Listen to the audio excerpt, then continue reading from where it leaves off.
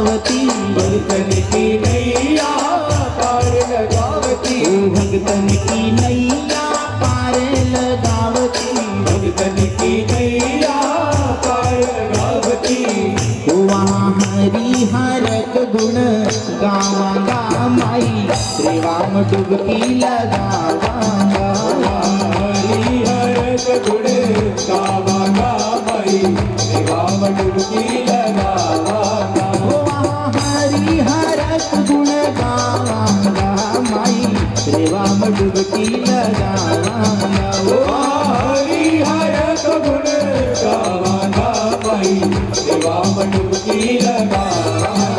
हम ओंकार जी रावण का जावांगा माई, श्रीराम डुबकी लगावांगा। ओंकार जी रावण का जावांगा माई, श्रीराम डुबकी लगावांगा। ओ माई रे राम डुबकी लगावांगा, ओ माई रे राम डुबकी लगावांगा, ओ माई रे राम डुबकी लगावांगा, ओ माई रे राम डुबकी लगावांगा।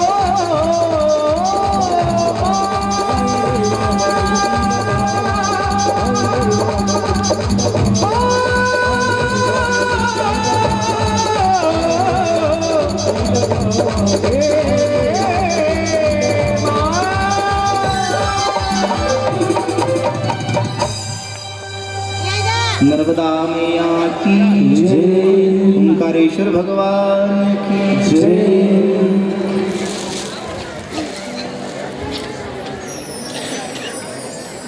हमारे बीच में बलिराम जी पटेल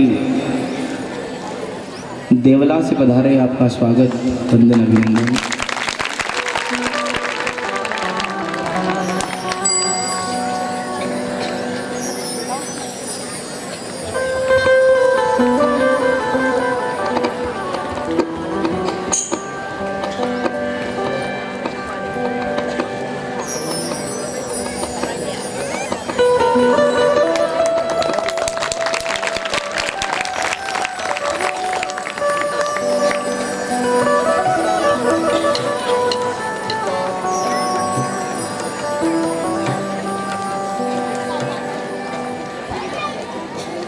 ओंकारेश्वर भगवान की जय, नर्मदा मैया की जय।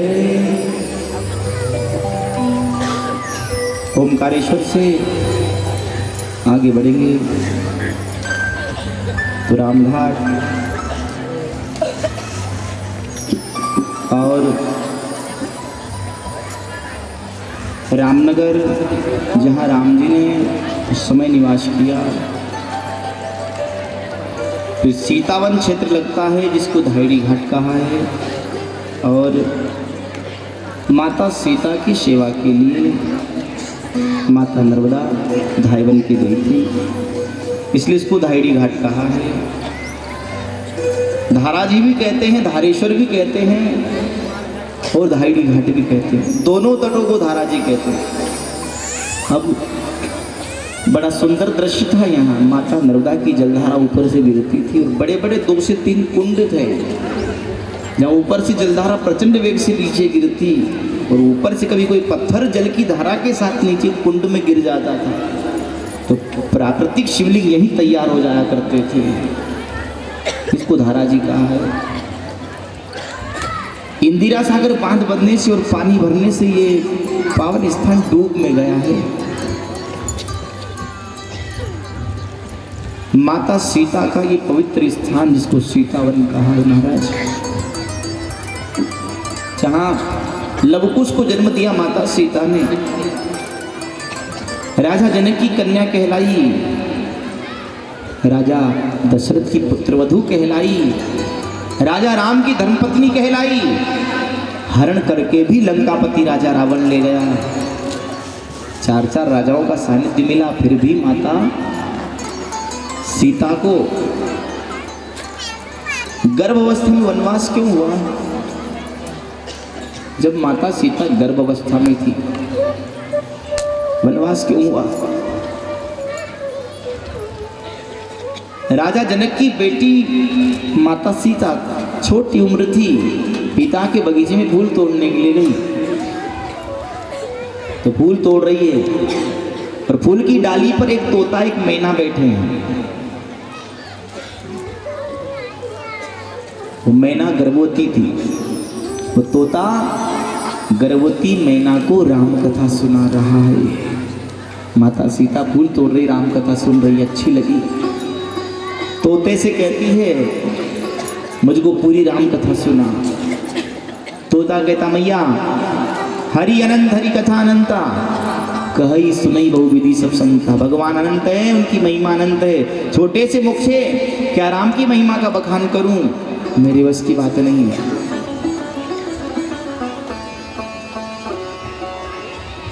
ये कथा हमको शिक्षा देती है। तोता यदि गर्भवती मैना को राम कथा सुना रहा है तो माताओं का जब गर्भ का समय होता है उस समय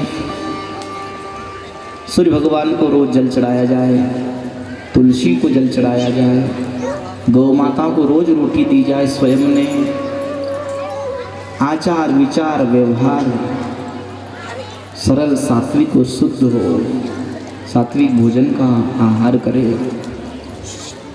9 महीने विचारधारा को अच्छी रखें तो होने वाली संतान श्रेष्ठ होती है। क्योंकि माताओं का बड़ा महत्व होता है जीवन में। कभी कभी माताएं बदल देती वंश। हिरण्यकश्यप प्रहलाद हुए और उग्रसेन घर कंस। उग्रसेन राजा धर्मात्मी था, पर उग्रसेन राजा की रानी इतनी श्रद्धा भाव वाली नहीं थी। तो उग्रसेन राजा के यहाँ कंस जन्म लेता है। वो धर्मात्मी है पिता, और बाप पिता धर्मात्मी है और बेटा अधर्मी पैदा हो गया। हिरण्यकश्यप अधर्मी है और पत्नी थी कयाधु, जिसका साधु जैसा स्वभाव हो उसका नाम है कयाधु। गर्भ में जब था नहीं प्रहलाद तो भजन किए। नारद जी ने पूरी विद्या सिखाई। आचार विचार व्यवहार और आचरण अच्छे होने से प्रहलाद को जन्म दिया। वंश ही बदल गया। राक्षस कुल में प्रहलाद ने जन्म ले लिया महाराज। ये माताओं की देन है। जब भी गर्भ में जीव पलता है एक तो वो दुख उठाता है, और ऐसे समय में माता यदि मंदिर से नहीं जुड़ती, भजन से नहीं जुड़ती, सत्संग से नहीं जुड़ती है तो गर्भ में पल रहा जीव भी दुख उठाता है।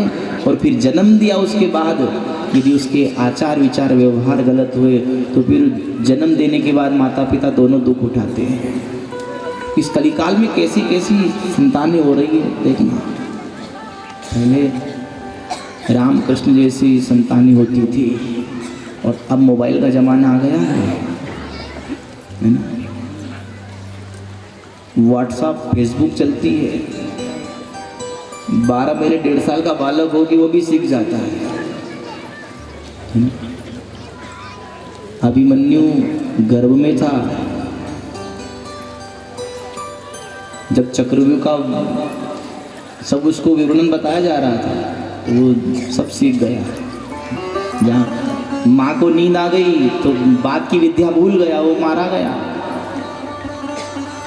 बस ये लीला आज भी होती है। खान पीन अच्छी हो, क्योंकि खानदान और खान पान का बड़ा असर पड़ता है। जैसा खाए अन्न वैसा हो मन, जैसा पिए पानी वैसे मुख से निकले वाणी। खान पीन का बड़ा महत्व है, और विशेषकर 9 महीने होने वाली संतान श्रेष्ठ होती महाराज। ये संस्कार हैं। बाटी बनाते हो ना माताओं आप, तो बाटी में कितनी चीज़ डालते हो? नमक डाला, अजवाइन डाला, तेल डाला, मक्की का आटा डाला। बारीक आटा से नहीं बनाए दुर्मरो आटो ने तो पोरिया के लड़ी लड़ी पिसाड़ने भेजे। दुर्मरा आटा कितना साधन लगाया तब बाटी बन रही। तो ये बाटी बन रही है ना, इसमें कितनी चीज़ डली, मतलब कितने संस्कार डले हैं। फिर बाटी कंडे पे सीखी, कम घी में भी स्वाद ले लेगी, देती है कि नहीं? सब चीज डली है। जब उसका निर्माण हुआ सब उसमें मिश्रण है।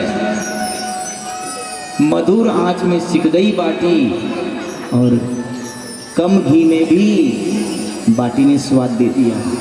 तो एक तुम आटा लो, नमक डाल दो, गोला बना के सेक लो, खूब घी में बोल बोल के खाओ तो भी खोपड़ो अलग न गोड़ो अलग, है कि नहीं? जाएगी कि नहीं? तो ये संस्कार जैसे आटे में डले ऐसे गर्भों में डालना जरूरी होते हैं। अच्छी किताबों का वाचन करो, गीता का एक अध्याय रोज वाचन करना चाहिए। 2 चौपाई रामायण की भले ही पढ़ो, बहुत असर पड़ता है उसका। और अब तो बहुत जरूरी है ऐसी संतानों को जन्म देना। मोबाइल का जमाना आ गया है, 9 महीने मोबाइल चलाओगे तो 12 महीना को होने दो खाली बाड़ा। सबके घर घर में बालक है और घर घर मोबाइल है, हर व्यक्ति के पास है। सीख जाता हो, जो पापा को नहीं है वो बेटा को चलाते हैं। कहाँ से सीखा रहे? तो बोले मैं पेट में था जब भी से सीख गया पापा।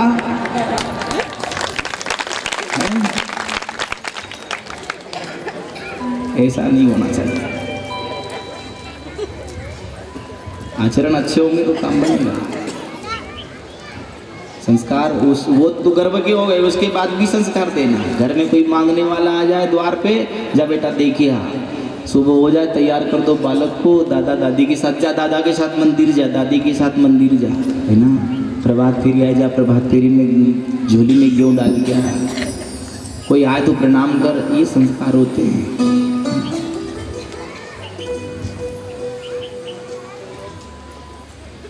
गर्भवती मैना को तोता राम कथा सुना रहा है, वो सुन रही है। माता सीता भी सुन रही है। तोते ने जब बंद करी तो माँ सीता कहती मुझको पूरी सुना, वो कहता मुझे नहीं आती है, बंद कर दी। गर्भवती तोती को पकड़ लिया, पूरी कथा सुनाएगा तो तेरी पत्नी को छोड़ूंगी, अन्यथा नहीं छोड़ूंगी। पति वियोग में प्राण त्याग दिया हाथ में, वो तोते ने श्राप दे दिया, मैया मेरी गर्भवती पत्नी को तुमने मुझसे अलग किया है, मैं श्राप देता हूँ कि तुम जब भी गर्भावस्था में आओगी तुम्हारे पतिदेव तुम्हारा परित्याग कर देंगे। वो तोते के श्राप के कारण माता सीता को गर्भ अवस्था में वनवास हुआ। यहाँ जन्म दिया तो माता सीता की सेवा के लिए मां नर्मदा धाय बनकर गई थी।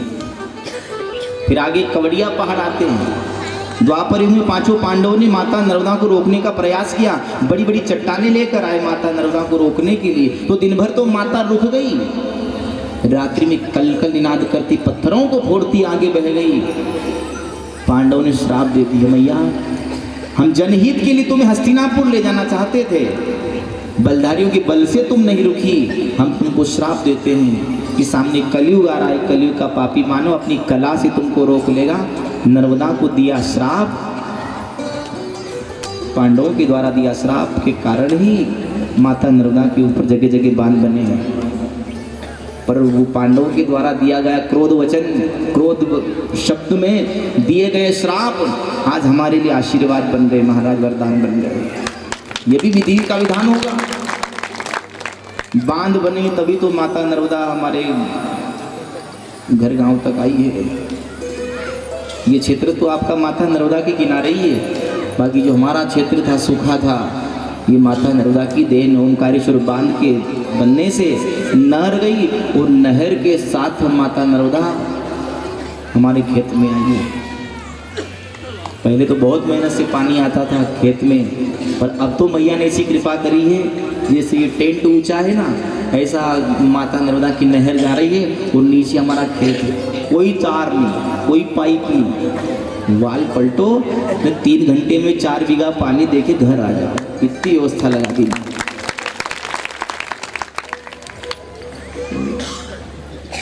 घर घर गांव गांव गली गली मैया गई है, तो समझना कि पांडवों के द्वारा दिया गया श्राप हम सबके लिए वरदान बना है माता। ये विधि का विधान समझना है। उन्हीं पत्थरों को पांडवों ने उत्तर तट पर फेंका, जो कवड़िया पहाड़ के नाम से आज भी विद्यमान है। जिसके बाद में ग्वारी घाट आता है, पेमगढ़ घाट आता है, चक्रतीर्थ घाट आता है, काड़ी खाड़ी और कन्हेरी, दो नदियां माता नर्मदा में आकर मिलती है। जहाँ जयंती माता का प्यारा स्थान है। भैरवान महाराज की गुफा है, ऊपर से पानी गिरता है और नीचे भैरवान जी की गुफा है।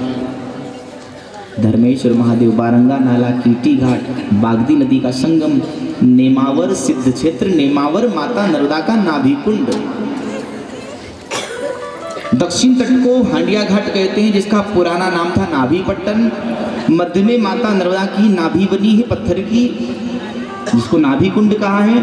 और उत्तर तट जहां अभी अपनी कथा चल रही है, इसको सिद्ध क्षेत्र नेमावर कहते हैं। माता नर्मदा का मध्य स्थान है।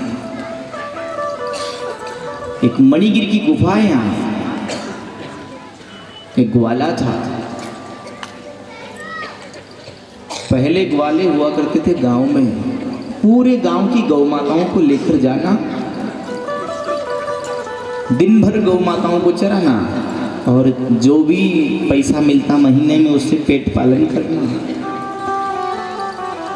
जिसको हम क्या कहते थे पहले कि अपनी गाय को, अपने बैल भैंस को नार में छोड़ी आओ। अब नई व्यवस्था है, वो गौवंश कम हो गया है ना। पहले व्यवस्था थी। वो ग्वाला था, रोज गायों को लेकर जंगल जाना। उस गायों की झुंड में एक गाय माता ऐसी आ जाती कि दिन भर चरती है, शाम को नर्मदा मैया का जल भी पी लेती है और न जाने कहाँ जाती है। 8 महीने बीत गए। ग्वाले की दृष्टि में वो गौ माता की, वो गाय माता किसकी होगी? 8 महीने हो गए, रखवाली नहीं मिली। तो फिर आज पत्नी को कह गया कि मैं उस गाँव का पता लगाऊंगा और रखवाली में लेके आऊँगा। ठीक है पतिदेव। ग्वाला गया, दिन भर उस गाय के ऊपर दृष्टि। शाम हुई, नर्मदा मैया के किनारे जल पीने आई, जल पी लिया। वो गाय ने अलग मार्ग पकड़ लिया, गाय के पीछे पीछे ग्वाला गया। वो गौ माता गुफा में प्रवेश कर गई, जो मणिगिरी की गुफा है। अभी चल रहा है इतिहास इसका। इस गुफा में प्रवेश कर गई गौ माता। एक महात्मा बैठे थे। महात्मा जी आंखें खोलो, ये गौ माता आपकी, आप मुझे रखवाली चरवाई दो। उस समय रखवाली चरवाई मांगी तो महात्मा जी कहते गौ माता मेरी थोड़ी है। क्या हो गया? पानी आ गया।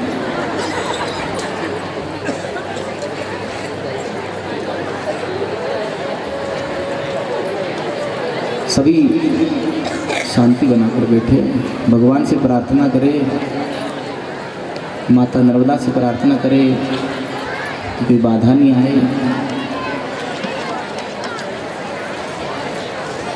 मुझको जल्दी दो। वो बाबा कहता मेरी गौ माता थोड़ी है। ग्वाला कहता मैं नहीं जानता, तुम्हारी गुफा में आई है, मैं तुमसे ही चरवाई लूंगा, देना पड़ेगा। बोले जल्दी दो।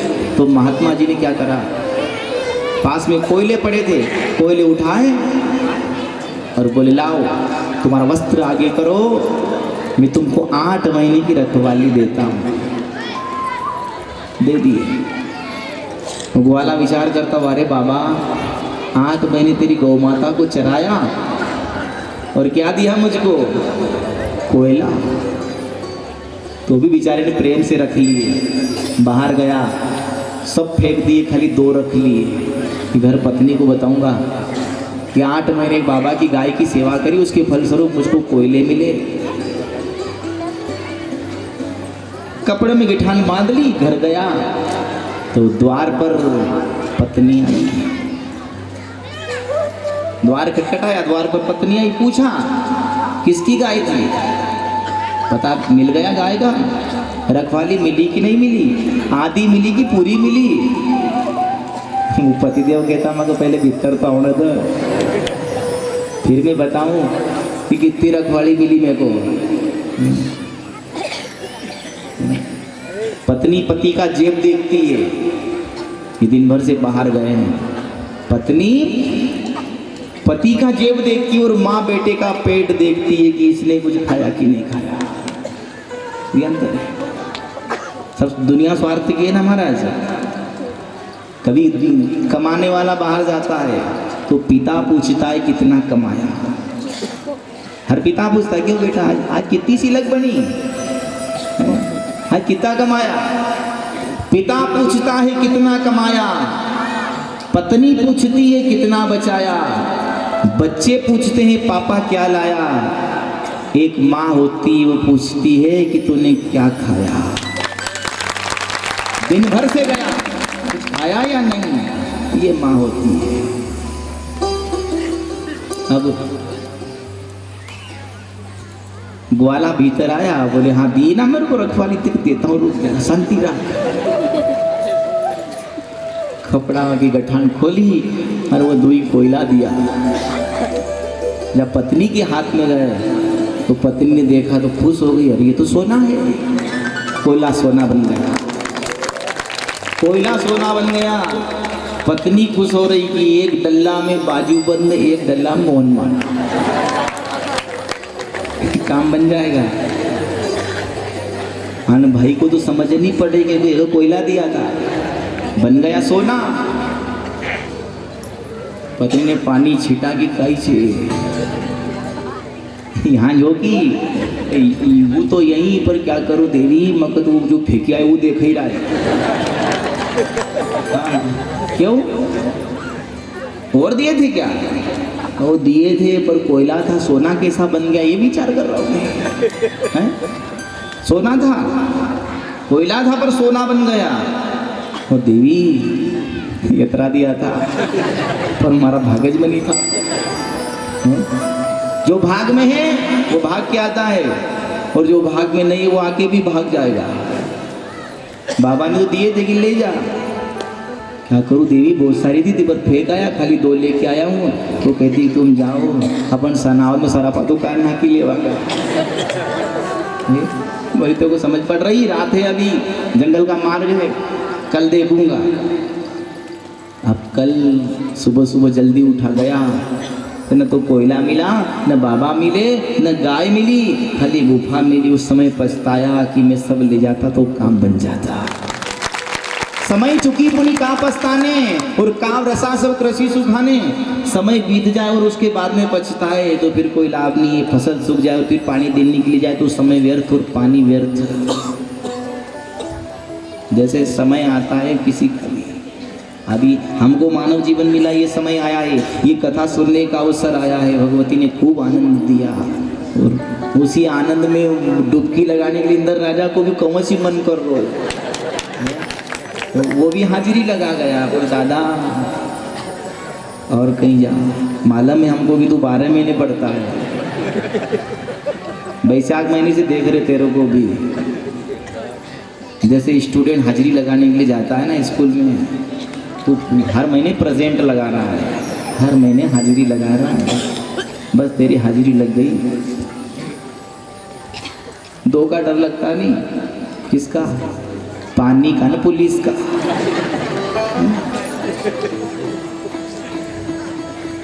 पानी को तो बिना बुलाए आ गया है ना। पत्रकार भाई भी आए थे अभी, वो देगा न्यूज टीवी में, यहाँ परमिशन है 250 की, तो क्यों पुलिस बुला रहे हो। कार्यकर्ता भैया हो जरा ध्यान रखना हो, हाँ भाई कोई आए 2 दिन में तो परेशानी आ जाए ना, आपकी बात बिगड़ेगी। आपने परमिशन लिए 250 की, कोई ऐसा, हमको दिक्कत नहीं है, हमारा प्रचार होता है कि बड़ी बड़ी कथाएं हो रही, जनता आ रही है, पर अभी परेशानी में आ जाएंगे अपन, है ना। किसी ने रोकना था कि भैया अभी मत जाओ मंच पे, हमने 250 की परमिशन ली, आप इतनी जनता बताओगे टीवी पे, अभी 2 बजे न्यूज़ छोड़ देगा, देखना मैं दूंगा लिंक आपको, मेरे पास भी आएगी। महाराज जी तुम आओ दिए जी, मैं मालूम चाहूँ कथा करूँ, पर क्यों 12 बजा हो। एक पानी एक पुलिस, इनका डर लग रहा है, अभी समय खराब है। ग्वाला गया, फिर पछताया कि क्या करूं, अब तो कुछ भी नहीं मिला है ना। माता नर्मदा की कृपा से हमको भी सब कुछ मिला है। ये कंचन जैसी काया हम मिट्टी में मिला रहे महाराज, है ना। ये मानव जीवन बार बार नहीं मिलता है, क्या का संतोष। मानव जन्म प्यारे फिर नहीं आवे, यो मनुष्य जन्म प्यारे फिर नहीं आवे। सत्संग करो संसारा में, पापी के मुख से राम निकले, या केसर मिल गई गारा में।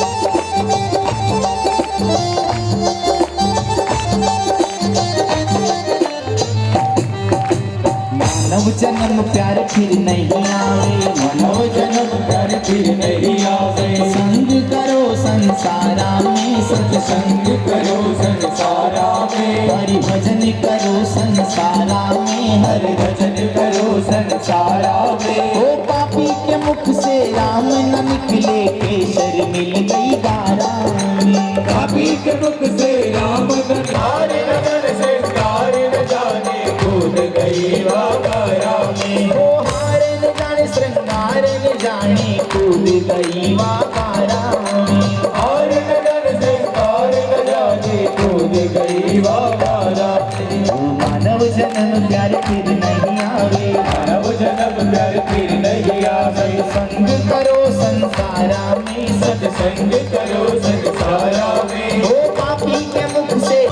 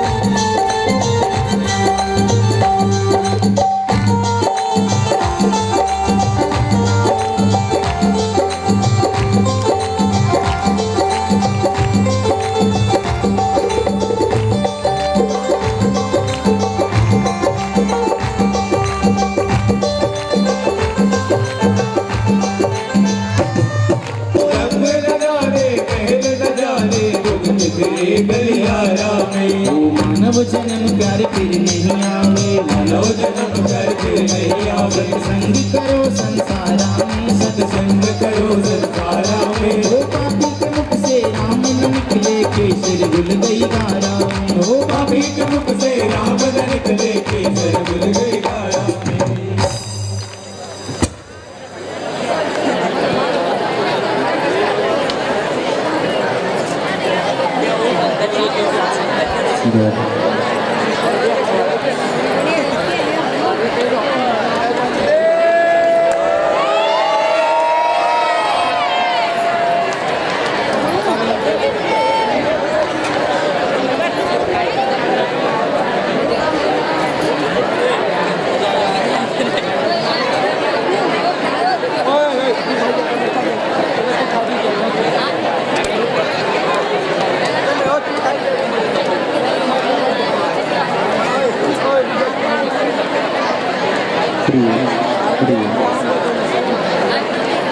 हवा चालू हो गई है, पानी निकल जाएगा, मैं चिंता करूँ।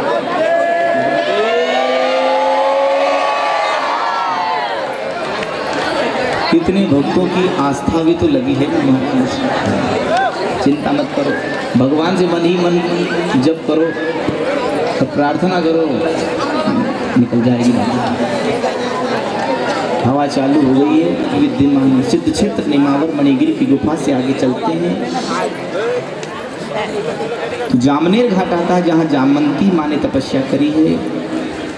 उसके बाद गौरा नदी का संगम, केकड़ा घाट, छिपानेर घाट, नीलकंठेश्वर महादेव, जहाँ आपस्तम नाम के महात्मा ने शिवलिंग की स्थापना करी है।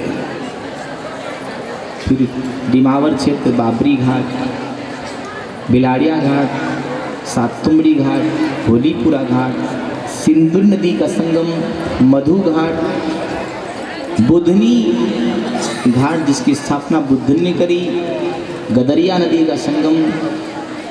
फिर बांद्रा भान आता है, जहाँ दोनों तटों को बांद्रा भान कहते हैं। इस घाट में जो मानव स्नान करता है वो बंदर योनि से बच जाता है, इसको बांद्रा भान कहा है।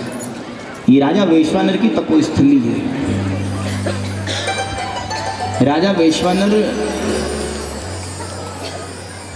दूसरे देश के राजाओं ने इनके ऊपर हमला किया, पराजित हो गए, राज्य छूट गया, पत्नी छूट गए, बच्चे छूट गए। तपस्या करने इसलिए लगे कि भगवान प्रसन्न होंगे तो अस्त्र शस्त्र मांगूंगा, बल मांगूंगा और उन देश के राजाओं से मैं पुनः युद्ध करूंगा जिन्होंने मुझको पराजित किया है। ऐसे भाव। ओम नमः शिवाय, ओम नमः शिवाय, ओम नमः शिवाय। नारद जी निकले मार्ग से। नारद जी ने देखा कोई मानव, कोई राक्षस नजर नहीं आ रहा है। ओम नमः शिवाय कौन बोल रहा है? देखा मिट्टी की ढेरी से आवाज आ रही है, ओम नमः शिवाय, ओम नमः शिवाय। नारद जी ने योग माया से मिट्टी को दूर किया। योग माया से मिट्टी को दूर किया तो उसमें वलकल वस्त्रधारी बड़ी बड़ी दाढ़ी हो गई थी। राजा निकले, क्या नाम आपका? महात्मा जी। बोले मैं कोई महात्मा नहीं हूँ, मैं राजा हूँ, मेरा नाम वैश्वानर है। 12 वर्ष की साधना है मेरी। नारद जी मेरा जीवन धन्य हो गया, आपके दर्शन हो गए। तुम ओम नमः शिवाय कह रहे हो, भगवान तुम्हारे लिए कभी प्रसन्न हो, तुम क्या मांगोगे? नारद जी पूछ रहे हैं मन की इच्छा कि भक्ति कर रहे हो, भगवान प्रसन्न होंगे तो क्या मांगोगे? तो नारद जी को राजा वैश्वानर कहता मैं बल मांगूंगा, अस्त्र शस्त्र मांगूंगा और उन्हीं राजाओं से मैं पुनः युद्ध करूंगा जिन्होंने मुझे पराजित किया है। तो नारद जी ने कहा, राजन तेरे मन में द्वेष भावना है, तो द्वेष भावना लेकर भगवान की भक्ति कर रहा है। नहीं नारद जी, ऐसी बात नहीं है, पर मेरा राज्य छूट गया, पत्नी छूट गए, बच्चे छूट गए। नारद जी ने कहा कहीं जन्मों में राजा बना, कहीं जन्मों में भिखारी बना, तो आज राजा है तो भगवान की भक्ति कर रहा है तो तू भगवान को ही मांगना ना। पर राजा कहते हैं मैं युद्ध करूंगा। नारद जी उपदेश दे रहे हैं कि तू राजा जैसी बात कर रहा है, तू राजा है और बात छोटी कर रहा है। राजा के लिए बात शोभा नहीं देती है। और राजा तू था 12 वर्ष पहले और तेरा राज्य जब छूटा तो भक्ति से लगा है, तो 12 वर्ष की तेरी साधना है, तो भक्त की गिनती में आता है और भक्त की ये बात शोभा नहीं देती है। फिर नारद जी ने कहा तू बड़ी बात कर रहा है ना भैया, जिस दिन तेरा जन्म हुआ ना उस दिन तेरे पास श्वास थी, नाम भी नहीं था, तू राज्य दरबार की बात कर रहा है। जिस दिन तेरा जन्म हुआ उस दिन तेरे पास केवल श्वास थी, नाम भी नहीं था। और जिस दिन तेरी मौत हो जाएगी ना उस दिन तेरे पास नाम रहेगा पर श्वास नहीं रहेगी। इसी श्वास और नाम की बीच की यात्रा को जीवन यात्रा कहते हैं। न किसी के अभाव में जियो, न किसी के प्रभाव में जियो, कि जिंदगी अपने अपने स्वभाव में जियो और भगवान की भक्ति करते रहो, क्योंकि ये जीवन बार बार थोड़ी मिलता है। 2 दिन की जिंदगानी है केवल। सब कहते हैं 2 दिन की जिंदगानी है। 50 साल के बैठे हो, 60 साल के बैठे हो, 70 साल के भी बैठे हो इस सभा में, तो कहते हैं महाराज जी आप 2 दिन की जिंदगानी कह रहे हो, हमारी 70 साल की उम्र हो गई है। 2 दिन कौन से? जिस दिन हमारा जन्म हुआ वो एक दिन, और दूसरा दिन जिस दिन मौत हो जाएगी वो। एक हैप्पी बर्थडे सबको याद रहता है, हैप्पी बर्थडे वो दिन याद रहता है, और दूसरा दिन जिस दिन मृत्यु हो जाएगी वो फोटो पे लिखा के फोटो टांग देंगे दीवार पे। तो 2 दिन याद रखते हैं, एक जन्मदिन और एक मरण दिन। तो दोनों दिन ऐसे हैं कि दोनों दिन खाने पीने के, लेकिन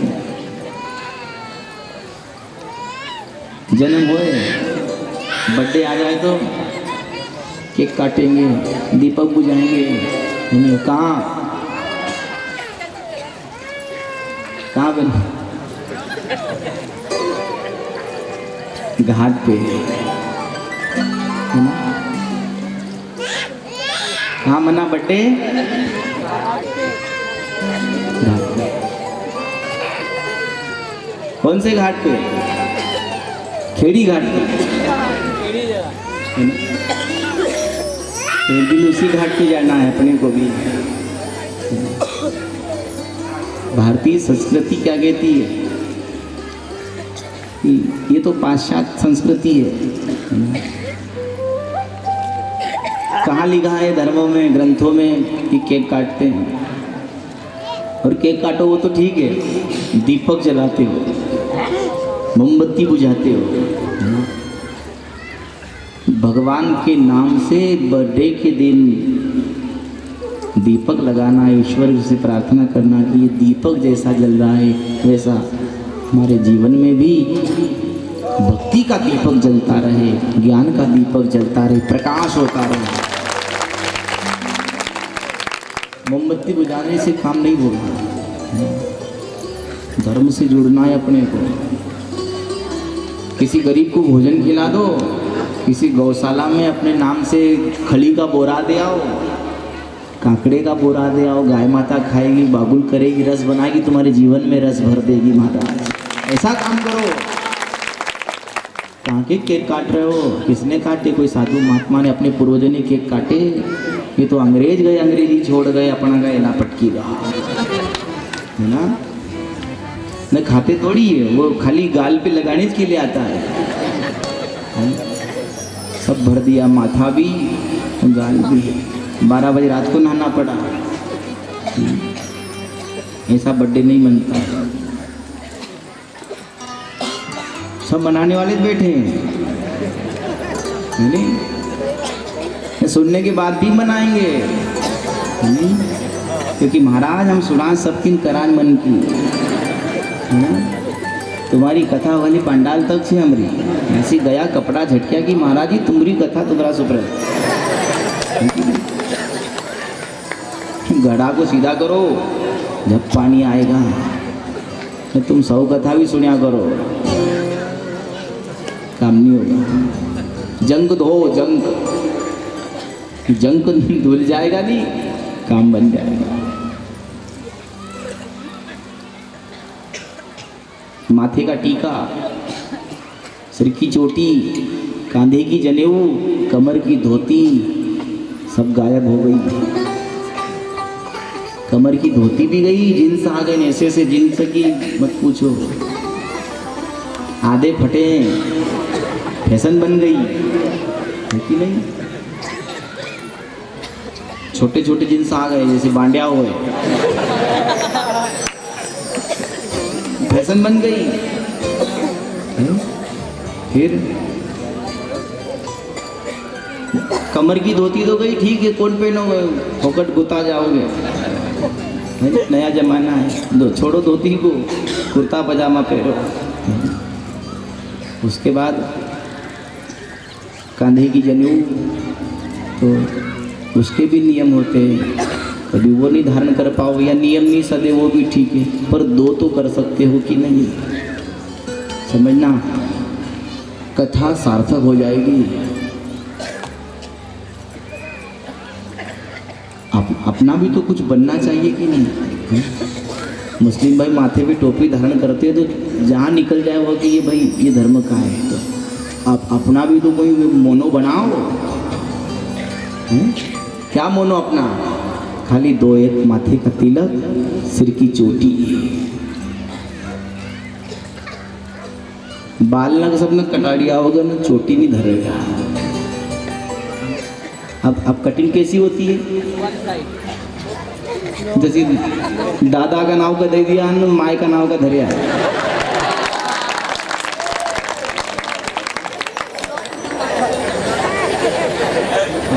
कहीं कहीं कुछ बात भी पल्ले पड़ रही है? कैसी कटिंग हो गई? दादा का नाव का हेटेड दे दिया और माई का नाव का धरिया।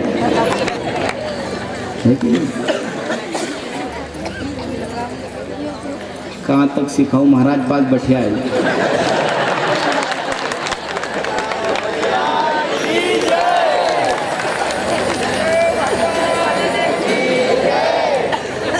जरा तो गड़ा के सीधो करो रे।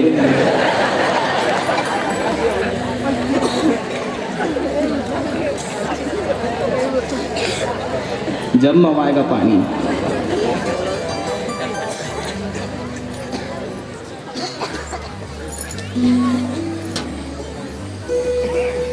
शिक्षा, संस्कार, संगति, एकता, व्यक्तिगत पहचान, 5 सूत्रों से जीवन चला। असुर शिल्पी असुर भले ही था पर गौ भक्त था। क्या कहा? गाय माता को रोकना मत, आने दो। अब वो गाय माता और बछड़े कौन है? भगवान विष्णु ब्रह्मा भीतर आ गए। कहाँ गए? अमृत के कुंडों को पीने गए। अब अमृत कुंड के पास जाने लगे तो वहां रोक दिया द्वारपालों ने। फिर मायासुर शिल्पी के पास गए। अरे राजन, आपने इस गाय बछड़े को आने का आदेश दिया ना, वो भीतर आ गए और वो अमृत के कुंड पी रहे। अभी हम रोक दिया, अभी हमने रोका है। क्या करे? गाय माता है जिसके रोम रोम में देवताओं का वास है। भले ही हमारा देवताओं से युद्ध है, लड़ाई है, झगड़ा है, पर हम श्रद्धा रखते हैं गौ माता में। पीने देना। अमृत के कुंड को पी गई। वो गाय और बछड़ा बने ब्रह्मा विष्णु दोनों। पूरे 7 अमृत के कुंड भरे थे, उनको पी गए। आखिरकार भगवान विष्णु ने असली रूप धारण किया। ब्रह्मा जी असल भेष में आए और भगवान शिव ने सेना सजाई और त्रिपुरारी के त्रिशूल से मायासुर का वध हुआ। त्रिपुरारी के त्रिशूल से मायासुर का वध हुआ, इसलिए इस नगरी को त्रिपुरी कहते हैं। उसके बाद लमेठा घाट रामनगर मुगुर क्षेत्र आता है, जहाँ राजा हरिश्चंद्र ने तपस्या करी। राजा हरिश्चंद्र के यहाँ कोई संतान नहीं थी, तो वरुण देवता से प्रार्थना करी। वरुण देवता, मेरे पास सब कुछ है पर एक पुत्र नहीं है, संतान नहीं है। संतान के बिना माता पिता सोने लगते हैं। घर में बड़ा दरबार हो, बालक नहीं हो तो घर सुना लगता है। तो मकान सुनो सुनो लागे राम के बिना। उस मकान में बालक नहीं है तो सुना लग रहा है, और इस मकान में यदि राम का नाम नहीं है, हमारे जीवन में राम का नाम नहीं है।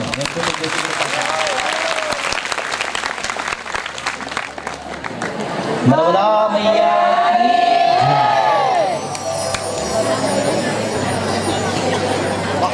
चलो ज़्यादा खुश मत हो, ठिकाना नहीं।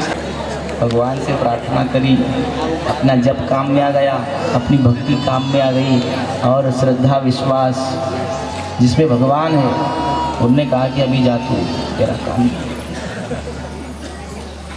राजा हरिश्चंद्र ने एक पुकार लगाई वरुण देवता से, वरुण देवता आप मेरे घर एक बालक दे दो, क्योंकि घर में बालक नहीं होता, घर सोना लगता है। इस पंचतत्व के मकान में यदि हम ईश्वर का नाम नहीं लेते, ये जिह्वा से मुख से ईश्वर का नाम नहीं लेते, तो ये मकान भी सुना लगता है। यो मकान सुनो सुनो लागे राम के बिना, यो मकान सुनो सुनो लागे राम के बिना। प्रार्थना करी। वरुण देवता ने कहा कि मैं कृपा कर दूंगा, पर तुम क्या दोगे? लेने देने की परंपरा सतयुग से चल रही है, क्या दोगे? राजा हरिश्चंद्र ने कहा जो बालक मेरे घर जन्म लेगा मैं वही बालक तुमको दान में दे दूंगा। कम से कम मेरी पत्नी को दुनिया बांट तो नहीं कहेगी। कृपा हो गई। वरुण देवता की कृपा से राजा हरिश्चंद्र के यहाँ एक बालक ने जन्म लिया, नाम रोहित रखा। 3 महीने का बालक हो गया। वरुण देवता आए वचन अनुसार, लाव राजन, तुमने वचन दिया था कि जिस बालक का जन्म होगा वो मुझको दे दोगे। राजा हरिश्चंद्र ने कहा, रे देवता, अभी मेरा बालक दूध पी रहा है, बाद में आना। वरुण देवता ने भी सोचा कि हाँ, ये बात तो सत्य है, दूध पीते बालक को कैसे ले जाएंगे। खाली हाथ चले गए। बालक 3 वर्ष का हो गया, फिर दूसरी बार आए, लाव राजन, अब इस बालक को दे दो। राजा हरिश्चंद्र ने कहा, अभी मेरे बालक का जनेऊ संस्कार कराना है। 3 वर्ष के बालक से मोह अधिक बढ़ गया, मोह बढ़ा, नहीं दे पाए। दूसरी बार फिर खाली हाथ चले गए वरुण देवता। तीसरी बार आए वरुण देवता जब बालक 12 वर्ष का हो गया। तीसरी बार भी कहते हैं कि अभी मेरे बालक का विवाह कराना है, फिर खाली हाथ चले गए। अब यही रोहित एक दिन शिकार करने के लिए जंगल गया। वो शिकार करके आया, छत्री का बेटा घोड़े पर सवार होकर आ रहा था। मार्ग में एक बालक बैठा था, वो ब्राह्मण का था, रो रहा था। तो रोहित ने पूछा, बेटा तुम क्यों रो रहे हो, क्या नाम है तुम्हारा? बोले, मेरा नाम अजीगर्द है। तो यहाँ रास्ते में बैठ के क्यों रो रहे हो? तो वो अजीगर्द बालक कहता है कि मैं ब्राह्मण का बालक हूँ, मैं भूख के लिए रो रहा हूँ। पेट सब कुछ कराता है। अब देखना, यहाँ गरीब था, ये माता पिता गरीब है, तो बेटा भोजन नहीं मिला क्या? बोले, मेरे माता पिता बहुत गरीब हैं, वो भिक्षा मांगते हैं, जो मिलता है वो खाते हैं। आज माता पिता को भिक्षा में कम आटा मिला, कम आटा मिला तो उन्होंने 4 रोटियां बनाई। एक मेरा बड़ा भाई भी है और एक मेरे से छोटा भी है, मैं मझिला हूँ। एक मेरे से बड़ा है, एक मेरे से छोटा है, मैं मझिला हूँ। और 4 रोटियां बनी तो 4 रोटी दोनों भाइयों में बट गई। कैसे? मेरे पिता ने अपने हिस्से की रोटी बड़े भाई को दे दी और माँ ने अपने हिस्से की रोटी छोटे भाई को दे दी। मैं मझिला हूँ, भूखा हूँ, इसलिए रो रहा हूँ। रोहित के मन में ऐसे भाव कि इस बालक को ले जाऊं मैं, और पिताजी को कहेंगे कि इस बालक को खरीद ले अपन, और इसके माता पिता को बहुत सारा धन दे दे, इसके माता पिता भी धनपति हो जाएंगे। ये बालक को खरीद ले हम। और मेरे पिता ने वचन दिया है वरुण देवता को कि मेरा जन्म हो तो मुझको देते, पर 3 बार आए, तीनों बार खाली गए हैं वरुण देवता। मेरे निमित्त ये बालक को वरुण देवता को दे देंगे, ये बालक महासुख प्राप्त करेगा। इसको धनमाल में खरीद ले, इसके माता पिता धनपति हो जाएंगे और पिताजी का जो वचन है वो भी पूरा हो जाएगा। ऐसे भाव लेकर राजा हरिश्चंद्र का पुत्र रोहित इस बालक को बिठा के लाया। पिताजी ऐसा काम करना है। राजा हरिश्चंद्र ने हाँ कह दिया। 60 भार सोने में उस बालक को खरीद लिया, माता पिता को धन दे दिया, माता पिता धनपति हो गए। वरुण देवता को बुलाया। अब वरुण देवता ने राजा से बात कही, राजन क्यों बुलाया है? बोले 3 बार आप आए, खाली हाथ चले गए, अब 4थी बार मैंने बुलाया है तो एक बात कहता हूँ वरुण देवता, मेरे बालक से अधिक मोह मेरा बढ़ गया है, मेरे बालक को तो मैं नहीं दे सकता। ये ब्राह्मण का बालक मैंने बुलाया है, इस ब्राह्मण के बालक को मैंने खरीद लिया है 60 भार सोने में, इसके माता पिता धनपति हो गए। मेरे बेटे के निमित्त मैं ये बालक आपको देता हूँ, मेरा वचन पूरा हो जाएगा, ये बालक आपके यहाँ सुख प्राप्त करेगा। तीनों का काम हो गया। वरुण देवता को क्रोध आया, आखिरकार राजा हरिश्चंद्र को श्राप दे दिया। राजन, तुमने राजा होकर अधर्म जैसी बात कह दी। मैं 3 बार आया, तीनों बार खाली गया, आप 4थी बार बुलाया मुझको, तो तुम इस ब्राह्मण के बालक को मुझको दे रहे हो।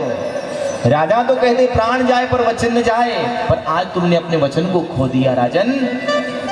मैं तुमको श्राप देता हूं कि जिस बालक को तुमने 60 बार सोने में खरीदा है ना, इसी धनमाल में तुम बिक जाओगे। वो राजा हरिश्चंद्र को श्राप लगा, काशी के भरे बाजार में बिक गए महाराज। वो जिसका बालक था ब्राह्मण का बालक, उन्होंने ब्राह्मणी को भी कहा कि ये तुम्हारे लिए बात शोभा नहीं देती है। तुम गरीब थे, तुम्हारा कर्म है भिक्षा मांगना, मांगा, मिला आटा, तो जितना भोजन बना दोनों में बांटते। क्यों? अपने हिस्से की रोटी बड़े बेटे को दे दी, अपने हिस्से की रोटी छोटे बेटे को दे दी, और मझले को भोजन नहीं दिया, रोटी नहीं दी। अरे भोजन नहीं दिया, रोटी नहीं दी, वहां तक ठीक, तुमने उसको बेच दिया। तुम्हारी मौत होगी ना तो ये मझला बेटा अग्निदाह का अधिकार नहीं रखेगा।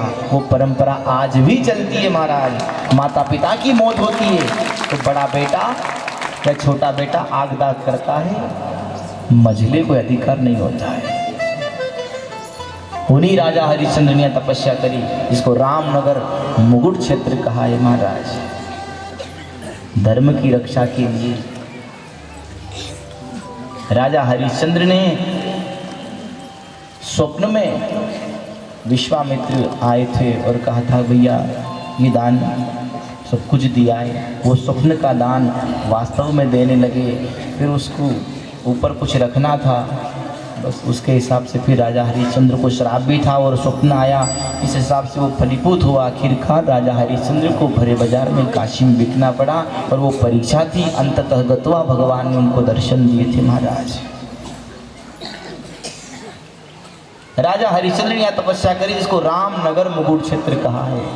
उसके बाद अगला तीर्थ आता है ग्वारी घाट, त्रिशूल घाट, तिलकवाड़ा घाट, जहाँ तिलकेश्वर महादेव है। संक्रांति के दिन यदि परिक्रमा करते करते हम यहाँ आ जाएं, शिवलिंग के ऊपर है तिल, और संक्रांति के दिन हम तिल का सेवन करते हैं, तिल का दान करते हैं और तिल से स्नान करते हैं। सप्तऋषि थे, परिक्रमा करते करते यहाँ आए, सोए हैं। इनके मन में ये भाव कि आज संक्रांति है, कहीं तिल मिल जाए तो तिल से हम स्नान करेंगे, तिल का सेवन करेंगे और तिल का दान देंगे। तो दिन भर आसपास क्षेत्र में तिल ढूंढी, नहीं मिली। रात्रि हुई, सो गए। जहां सोए वहां माथे शिराने एक शिवलिंग था, जिसका नाम है तिलकेश्वर महादेव। भगवान स्वप्न में आए, संतों मेरे ऊपर तिल चढ़ाने के लिए, तिल का सेवन करने के लिए, तिल का दान करने के लिए तुमने आसपास के क्षेत्र में तिल को खूब खोजा, बाकी तुमको तिल नहीं मिली। जहाँ तुम सोए हो ना, तुम्हारी माथे शिराने मेरा शिवलिंग है, इसके ऊपर तिल है, उसका तुम दर्शन कर लो, एक लोटा जल चढ़ा दो, तुम्हारे पाप समाप्त हो जाएंगे। तुमको तिल सेवन, तिल का दान और तिल से स्नान का लाभ शिवलिंग के दर्शन करने से मिल जाएंगे। सप्तऋषि उठे, मिट्टी दूर की, माता नर्मदा के किनारे शिवलिंग मिला, जिसको तिलकेश्वर महादेव कहते। बोलो तिलकेश्वर महादेव की जय। तिल का सेवन तिल तिल करके माता भगवती की कृपा से सब पाप नर्मदा के जल जैसे बह जाते, जैसे जल बह जाता आगे, इस प्रकार से पाप बह जाता महाराज।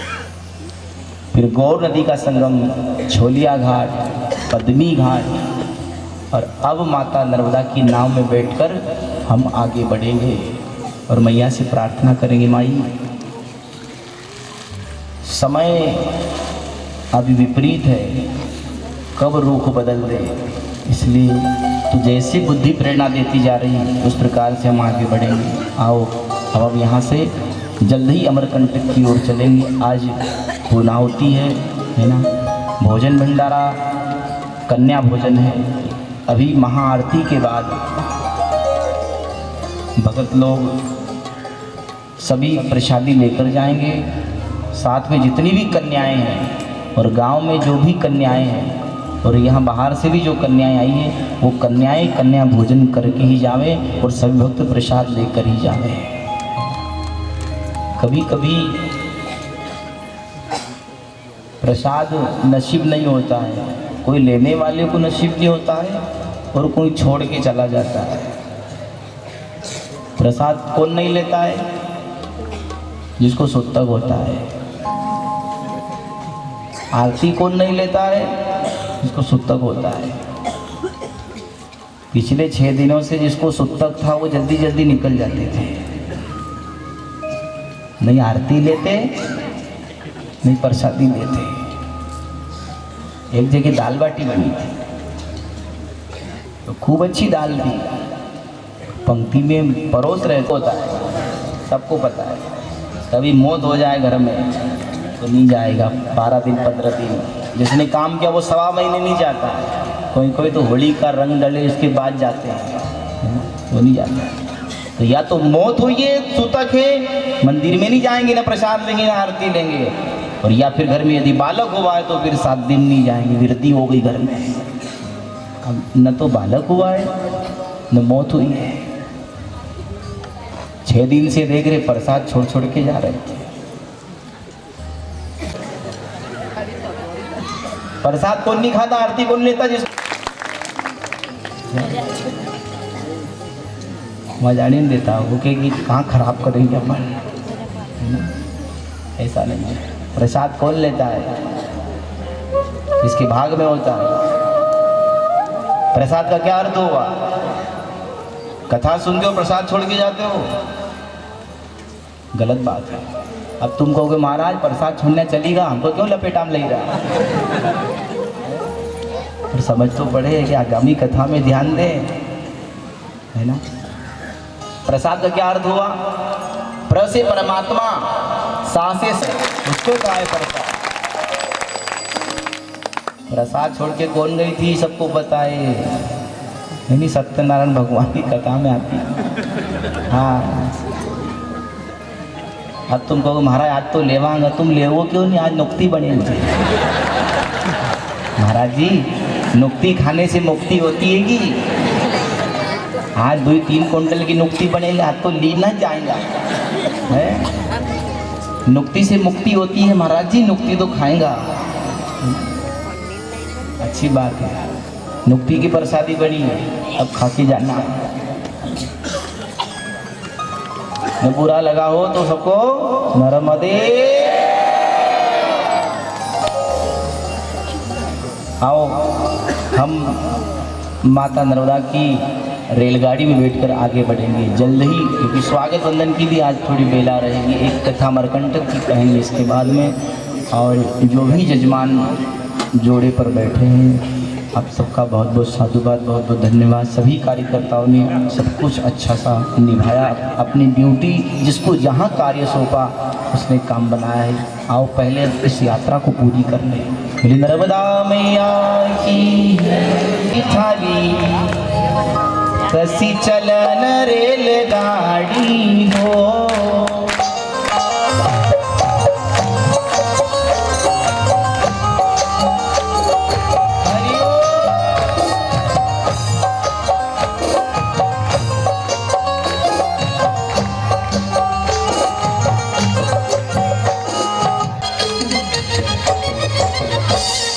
कसी चलन रेलगाड़ी हो मैया जी थारी, कसी चलन रेलगाड़ी हो। कसी चलन रेलगाड़ी मैया जी थारी, कसी चलन रेलगाड़ी हो। कसी चलन रेलगाड़ी हो मैया जी थारी, कसी चलन रेलगाड़ी हो। कसी चलन रेलगाड़ी मैया जी थारी, कसी चलन रेलगाड़ी हो। लोग बैठी गया सब सिया गाड़ी मैया जी थारी, कसी चलन रेलगाड़ी हो। लोग बैठी गया सब सिया गाड़ी मैया जी थारी, कसी चलन रेलगाड़ी हो।